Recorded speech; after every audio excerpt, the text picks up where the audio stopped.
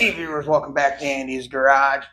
In the garage today, I have this Cub Cadet 54-inch cut with a 24 horse Kohler.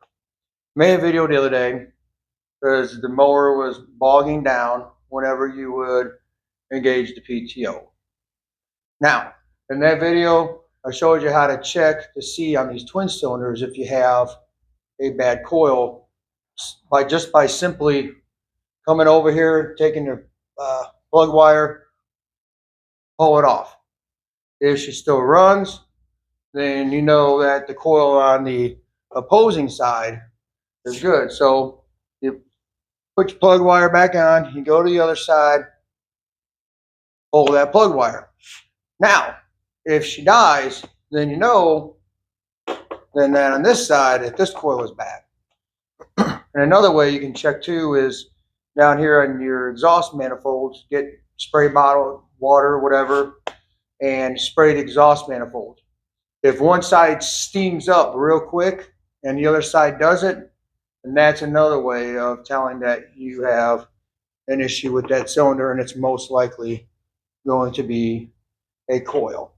So anyway, this is what these coils look like on these mowers. I went ahead and went with an aftermarket. Knock me all you want, don't really care.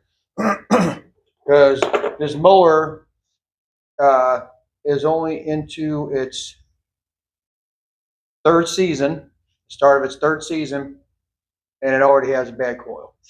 So quality of everything is suffering big time. It's getting ridiculous, and parts are not getting any cheaper. Anyway, we're going to put this sucker on and let's get started.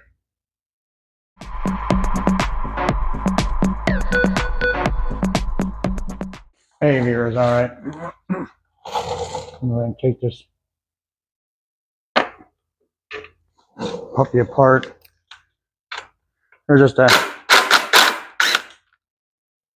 handful of 8mm bolts on this shroud, and then the 10mm for this fuel pump.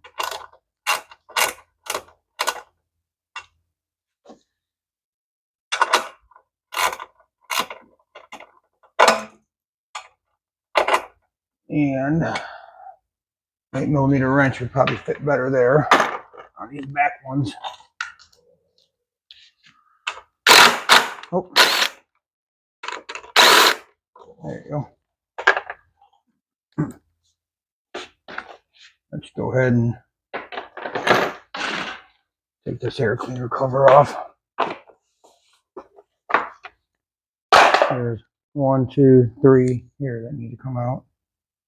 And where's an 8mm? There it is.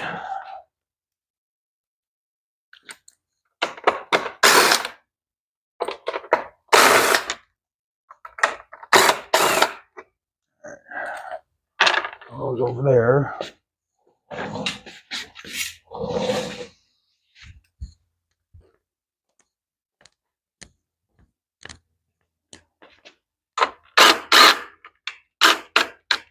And you don't need to pull these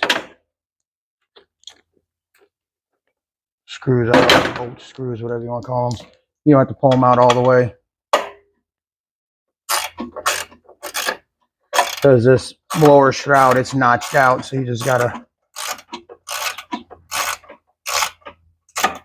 pull them out just a little ways, and it should pop right off, like so. All right.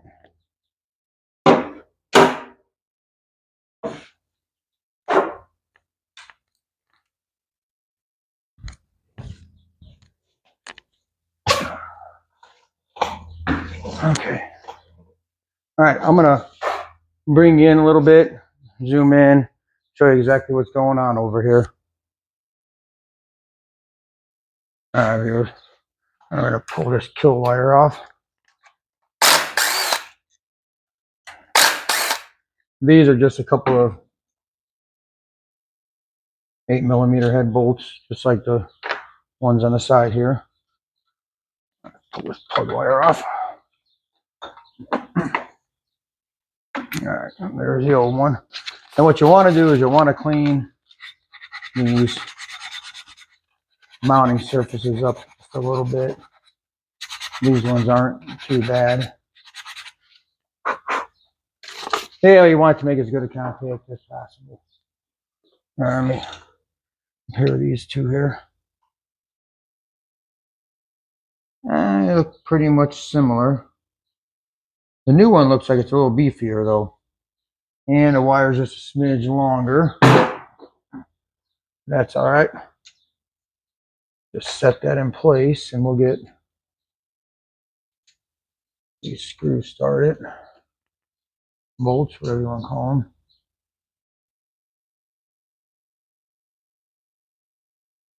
You want to always start screws and bolts and all that stuff by hand because you don't want to end up accidentally cross-threading them. I'm going to hook up this kill wire. All right. Now this is 10/1000ths gap. I like to use a business card. It works pretty good. All right, let's clean this magnet just a wee bit.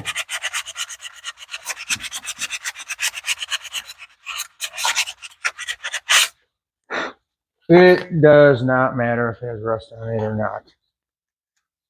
Not going to make the thing work or not work. It's a magnetic field. One thing it may do is maybe help get a little more accurate air gap. What you want to do is you want to turn this flywheel all the way to where the magnet is pulling in on this coil, and that way you know you have the proper gapping.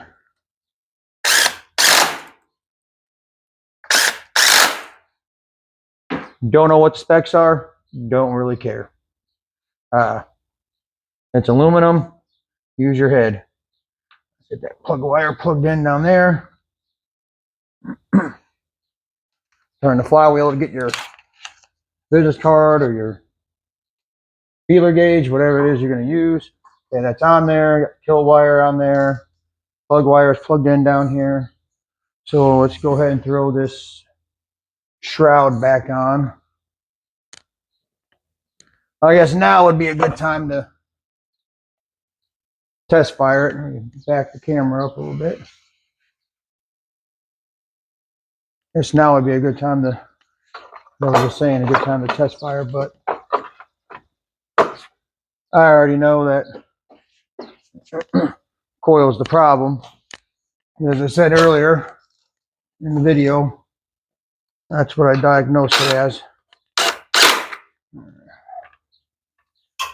Oh.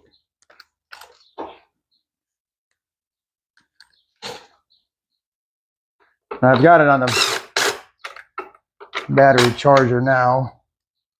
As when I came out here earlier, she was dead. Battery was dead. So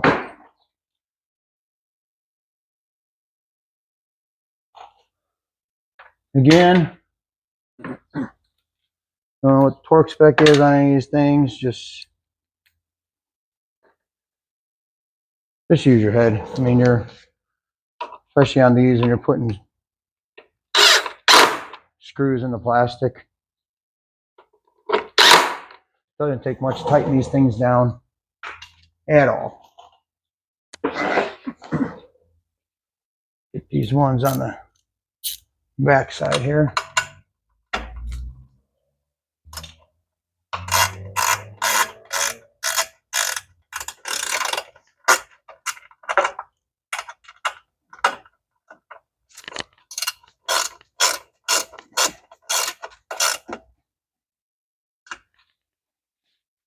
All right.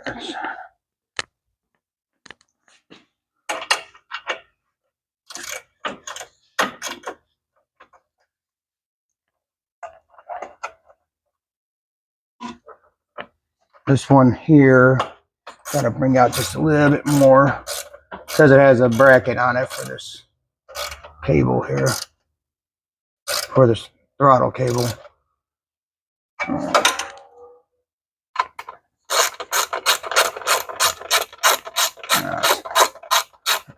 ratchet. All right.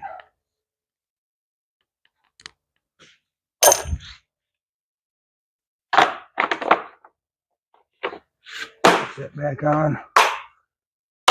Okay. That's tight. That's tight. That's on. I know those three were in. All right. I'm going to go ahead and get a spark tester, and then we'll fire it up.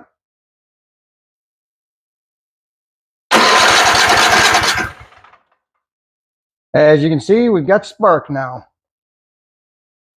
All right. Fire it up.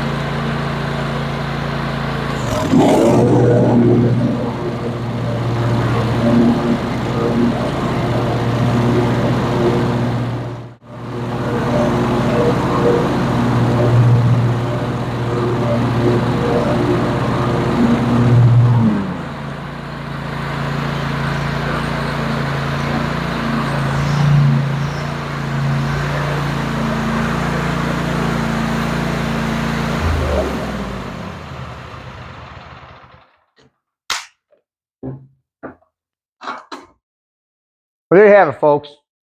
She's fixed. Runs great, as you can see.